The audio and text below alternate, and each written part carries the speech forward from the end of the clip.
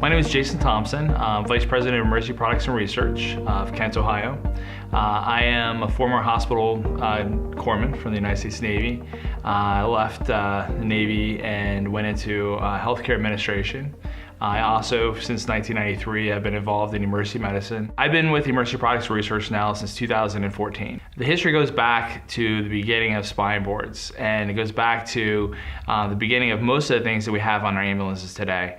Jim Doherty, who's the CEO of the company, has a long history of being involved in development of these products. And to me, have an opportunity to work together with Jim and also with Jerry Ramsey, the other half of the company.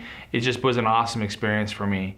To understand a pathogen, the actual organism that actually causes an infection, was something that is extremely important for all of us to know. And we didn't know that because most of the textbook authors would come back to us and tell us that the reason that they didn't really focus on that is because as first responders, we don't treat bacterial infections. We don't treat viral infections, nor are we able to diagnose them.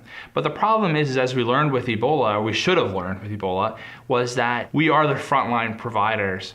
And the first contact with most of these diseases is gonna be through us. So we're either gonna become infected or we're gonna become carriers or hosts of these organisms. So that's where AMBUstat truly came from. Was Jim and I realized at that point that there was a real issue that had to be addressed. The real difference between AMBUstat and our competitors is that AMBUstat was purely designed for public health. Our competitors, for the most part, were designed specifically for controlled environments where they have climate controls. There are very strict procedures for entering and exiting these spaces. Those things don't exist in the public health pre-hospital world or outside the hospital world. So our difference between our system is it's very easy to use, it's very easy to understand, and it's very easy to afford. And the simplicity of the program allows it to be expanded throughout the spectrum and globally, if you will. One of the most exciting parts of the AMBUstat program is actually the decontamination agent itself. We spent a lot of time and resources on determining the best vehicle or the best agent to actually achieve the goal that we're looking for. We chose a solution or a sterilant called peracetic acid.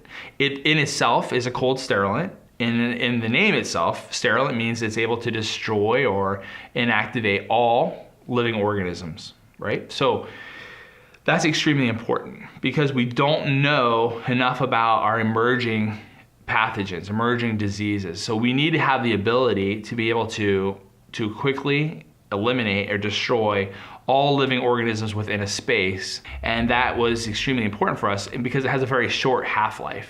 So if you will, again, very generally, it just goes into a kill state very fast, and then it also depletes back down into basic elements extremely quickly, which is extremely important when you understand the safety necessity of not having any residual chemicals on the space which can basically create a safety hazard to our patients, to us, to our families, and those things. So all you have to do is simply just take the decontamination itself, you pour it into the tank, and from that point, you're going to set up a remote, you're gonna set up a timer, you're gonna make sure that all your exterior entrances are safe so nobody comes in during the treatment.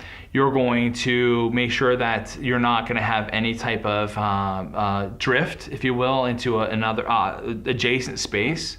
You're gonna make sure that the space is fully contained. And then once you have that done, you're gonna basically activate the remote, remove yourself from the space itself. You're gonna set yourself a reminder that it'll be done in X minutes. And then at that point, you're gonna go back, you're gonna open the doors, allow it to ventilate that space. If you need to put a fan in there to accelerate the ventilation, you can do that. The time varies. It all depends on what the goal is you're trying to achieve.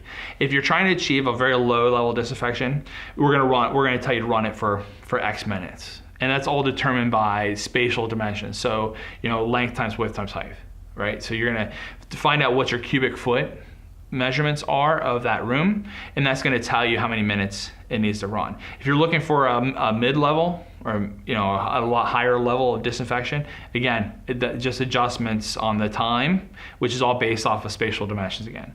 And then if you're looking for sterilization, again, it's the same thing. It's just a longer run time based off those spatial dimensions. For a 500 cubic foot ambulance, right now we're looking at, we have an obligation, a commitment to actually turn around that ambulance in less than 45 minutes. That's our goal.